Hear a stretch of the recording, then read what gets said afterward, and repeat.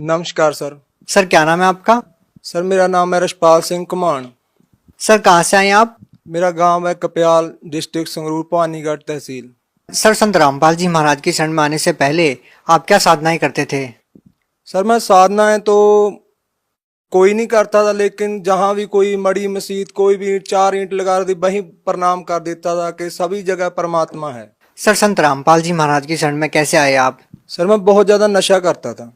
जब मैं college time में 2006 की बात है, जब मैंने कॉलेज में एडमिशन लिया तभी मैं कुछ गलत सोसाइटी में घुस गया और तभी से मैं इतना नशा करने लग गया कि धीरे धीरे शीशी होती है एक सर जी, वो रेक्सकॉफ की बोलते हैं, हमारे यहाँ फैंसी बोलते हैं उसको। वो फैंसी की मैं शीशी पीने लग गया, वो कैरी सोमा की गोली खाने लग गया। 50-50 गोली खा जाता और 3-3 4-4 वो शीशियाँ पी जाता और सुल्फा पीता था सर जी, और मैं शराब की भी बोतल पी जाता था और सारा दिन लड़ाई झगड़े करने, कभी कहीं कभी कहीं। घर वालों ने परेशान थे मेरे से। घर में रोटी कभी बनती कभी नहीं बनती, बनती तो घर वाले बना के रख देते, खाते नहीं, सारे घर वाले परेशान थे। और तभी मेरे गांव का एक लड़का था, उसने मेरे को बताया कि भाई ऐसे ऐसे करके एक संत है, संत रामपाल जी महाराज जी, कि उनका पास तू नाम ले ले। उसने, वो भी नशा करता था, उसने संत रामपाल जी से नाम दीक्षा ली थी। तो वो मेरे को ले गया वहाँ आश्रम में।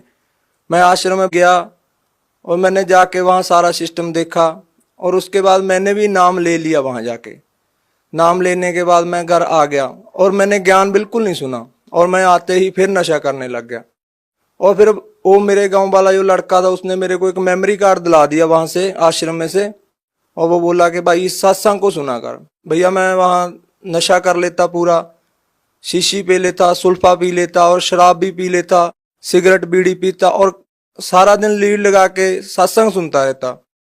और सत्संग सुनते सुनते मेरे को कुछ कुछ ज्ञान होने लग गया कि मेरी, जैसे गुरुजी बताते हैं संत रामपाल जी महाराज जी के, जब आत्मा को ज्ञान हो जाता है, पाप कम हो जाते हैं तो आंखों से आंसू आने लगते हैं।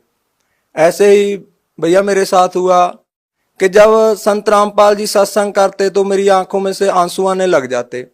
और एक दिन संत रामपाल जी ने वो सत्संग सुनाया गुरु नानक साहब जी का, कि ऐसे ऐसे गुरु नानक साहब जी को परमात्मा बई नदी पे मिले और वहाँ सतलोक लेके गए। सारा उन्होंने बताया कि उन्होंने ये नाम जपा। तो सिख समाज में होने के कारण मेरा और ज़्यादा इंटरेस्ट बढ़ गया। तो भैया जी ऐसे ऐसे करते करते मैंने, आप जब विश्वास नहीं करोगे, मैंने सत्संग सुनते सुनते नशा छोड़ दिया। शीशी ले पीना बंद कर दिया, सुल्फा पीना बंद कर दिया।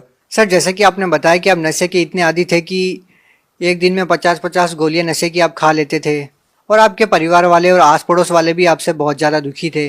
तो सर जब आप संत रामपाल जी महाराज की शरण में आए तो सर उसके बाद आपके जीवन में क्या परिवर्तन आया, क्या आपके अनुभव रहे? परिवर्तन जो आया, ये पहले तो मेरे को यकीन ही नहीं था, क्योंकि मैंने 4 महीने जनरेशन केयर सेंटर है अपने हमारे यहाँ पटियाला में, मैंने वहाँ 4 महीने मेरे घर वालों ने नशा छोड़ने के लिए वहाँ छोड़ के रखा मेरे को, और मैं उन्हीं की गाड़ी लेके भाग आया और आते ही फिर मैंने नशा करना शुरू कर दिया। और मेरे को ऐसा था भैया कि कोई भी ऐसी ताकत नहीं कि ये नशा छुड़वा दे, और मैं छोड़ना भी चाहता था। मेरी माँ, आप सच नहीं मानोगे, मेरी माँ मेरे को कह देती थी कि बेटा तू मर जा। मैं कह देता था माँ मेरे से मरा नहीं जाता, तू मेरे को ऐसे कर, कुछ खाने में मिला दे और मेरे को मत बता। आप भैया यकीन नहीं मानोगे, मेरे घर पे जाके ये पूछ सकते हो, यही स्थिति सेम टू सेम थी हमारे घर पे। वो मैं कहता था माँ तू इसमें डाल दे कुछ, मेरे को मत बता और मैं मर जाऊंगा, ठीक है। और भैया मैंने बहुत बार मैंने सुसाइड करने की भी कोशिश की। मेरा पूरा गांव इस बात का गवाह है कि मैंने 1-2 बार ना ये जहर भी ले लिया था, खा लिया था, और फिर मैं बच जाता था। और तब मैं संत रामपाल जी महाराज के जहाँ जाने से पहले मैंने सोचा भी ऐसी कोई ताकत नहीं यार जो मेरा नशा छुड़वा दे, क्योंकि मेरे को नींद भी नहीं आती थी, मैं मेंटली अपसेट हो जाता था जब मैं थोड़ा बहुत नशे की डोज ऊपर नीचे हो जाती थी। तो मैंने सोचा भी ऐसी कोई ताकत नहीं। जब मैं वहां गया तो मैं उस दिन भी नशा करके गया, जिस दिन मैंने नाम दीक्षा ली तब भी मैंने। और मेरे साथ वाला जो मेरे गांव का लड़का था, उसने बोला कि भाई तू ऐसा बोल दियो कि गुरुजी मेरा नशा छुड़वा दो। मेरे को यकीन बिल्कुल नहीं था कि मेरा नशा छूट जाएगा, क्योंकि इतना नशा, इतनी डोज लेने के बाद मेरे को कोई यकीन नहीं था। और मैं गया, मैंने बोला गुरुजी ऐसे करके दास नशा करता है, आप मेरा नशा छुड़वा दो। गुरुजी बोले, सिर पे हाथ रखा कि बेटा आज के बाद तू नशा नहीं करेगा। और भैया जब संत रामपाल जी ने, महाराज जी ने मेरे सिर के ऊपर हाथ रख के कहा कि बेटा तू आज के बाद नशा नहीं करेगा, और भैया वो दिन है और आज का दिन है, मुझ को इतनी नफरत होगी नशे से कि नशा करना तो दूर, मैं किसी को ले आके भी नहीं देता। और जो गांव वाले, मेरी गली मोहल्ले के लोग थे जो मेरे से बात करना भी पसंद नहीं करते थे, और आज मेरे से वो हंस हंस के बोलते हैं कि भैया तू आदमी बंदा बन गया, तू हमारे गांव में कहते हैं कि ये बंदा बन गया, अब कहते हैं कि तू बंदा बन गया यार, पहले तू इंसान नहीं था, एक हैवान था। सर और क्या लाभ मिले आपको संत रामपाल जी महाराज से नाम दीक्षा लेने के बाद? सर जी इससे बड़ा लाभ क्या हो सकता है, मेरे गांव में जाके पूछ लो, मेरे गांव वाले ये कहते थे कि ये आदमी नहीं बचेगा, कुछ भी कर ले कोई। दुनिया के लिए इससे ज्यादा बड़ी मिसाल क्या हो सकती है कि एक नशेड़ी को नशा छोड़ना सबसे बड़ी, जो भी मेडिकल नशा, कोई भी ऐसा डॉक्टर नहीं था, मेरे घर वालों ने मेरे को डॉक्टरों को भी दिखाया, वो डॉक्टर कहते थे, अपनी बात बता रहा हूँ हकीकत में, कि वो कहते थे कि भैया इसका पता क्या करो, आप इसको थोड़ी सी अफीम दो और शाम को इसको इंग्लिश का दिया दो, दारू का एक दिया दो, अगर ये नहीं, इतना नशा नहीं लेगा तो इसको अटैक आ जाएगा। आज मैं देख लो अपना सारा खेती का काम करता हूँ, कुछ अपनी जमीन है, कुछ मैं ठेके पे ले लेता हूँ, कम से कम 60-70 बीघा की खेती कर रहा हूँ, जबकि वो कहते थे कि ये बच ही नहीं पाएगा, इसको अटैक आ जाएगा यदि इसने नशा छोड़ दिया। इससे बड़ा लाभ क्या होगा। और मेरे माता पिता आज भी कहते हैं कि यदि वो आपके गुरुजी संत रामपाल जी महाराज जी आपके ऊपर दया ना करते तो 2 महीने भी नहीं जी सकता था।